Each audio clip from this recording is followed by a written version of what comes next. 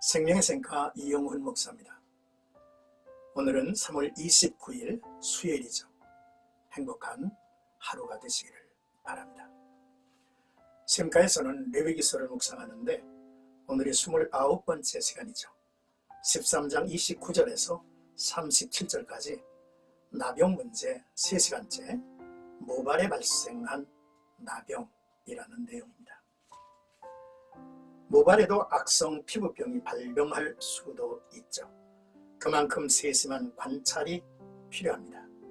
치유가 되었어도 재발할 수 있기 때문에 더더욱 그렇습니다.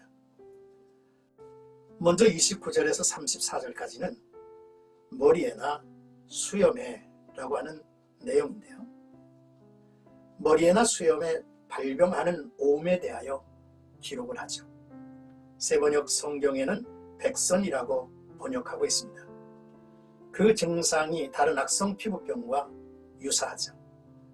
피부보다 조금 움묵하고 그 자리에 누르스름하고 가는 털이 있으면 악성 피부병이죠.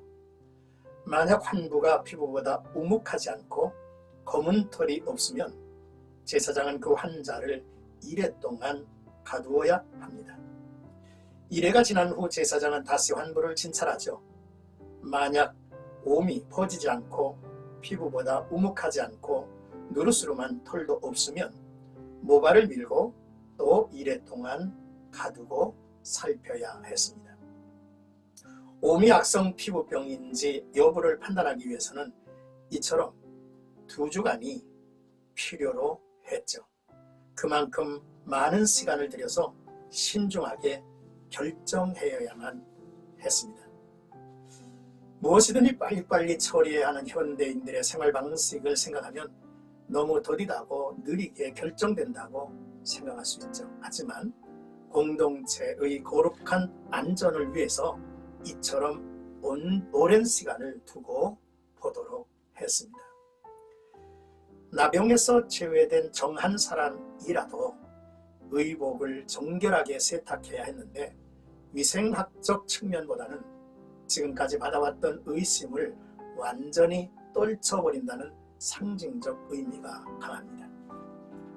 성도들이 타인에게서 의심받는 일에 자유로운 자가 되는 일은 그만큼 노력이 필요하며 바른 삶의 열매를 보여야 할 것입니다. 이제 35절에서 37절까지는 깨끗한 후에라도 라고 하는 내용인데요.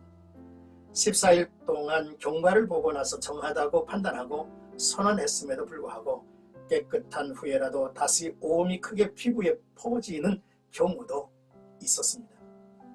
제사장은 다시 환자를 진찰합니다. 오음이 피부에 퍼져 있으면 누른 털을 찾을 것 없이 부정하다고 선언해야 하죠. 만약 오음은 여전히 있는데 검은 털이 있으면 그 사람은 정하다고 선언해야 합니다. 오음이 다시 퍼지지 않는 것은 중요하지만 이처럼 경우에 따라는 다시 오음이 퍼지기도 했던 것입니다. 이는 마치 죄의 습성과 유사하죠. 한번 범한 죄는 또 넘어질 수 있습니다. 귀신이 나갔지만 물 없는 곳으로 다니며 쉬기를 구하되 얻지 못하고 나온 집으로 다시 돌아온 7 귀신과도 같죠. 그러므로 악이란 그 정도가 미약하다 하더라도 결국에는 큰 죄를 유발할 소지를 갖고 있음을 교훈합니다. 이미 예수의 피공로에 의지하여 구원을 얻은 우리 성도라 할지라도 이 세상을 살아가는 동안에는 항상 죄악에 대하여 경성하여 주의해야 할 일이죠. 사랑하는 생가가족 여러분, 오늘의 말씀을 묵상하면서 첫째로 사람은 자기의 드러난 모습을 자랑해서는 안 될 일이라는 사실입니다. 자랑하는 마음에 악이 침입하기 까닭이죠. 모발에 발생한 악성 피부병은 나았다가 다시 재발할 수 있습니다.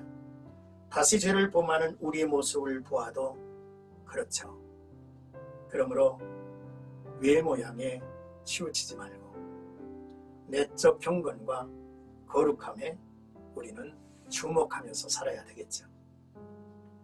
둘째로, 사소한 악에게 문을 열어주지 말아야겠다는 것입니다. 반드시 다른 큰 악들이 슬그머니 뒤따라 들어올 것이기 때문이죠.